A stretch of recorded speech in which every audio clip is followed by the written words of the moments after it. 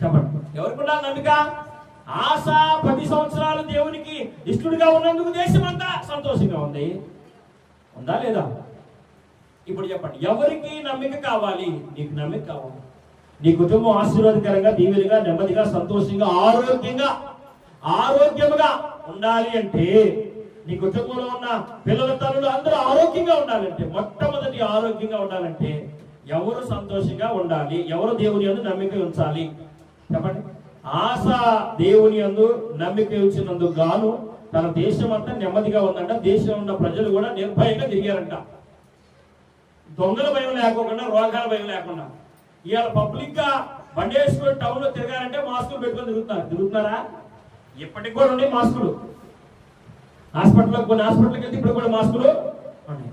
ఇలాంటి భయం లేకుండా నిర్భయంగా తిరగాలంటే, నీ కుటుంబంలో కూడా నువ్వు నిర్భయంగా ఉండాలంటే, ఏ తెగులు నీకు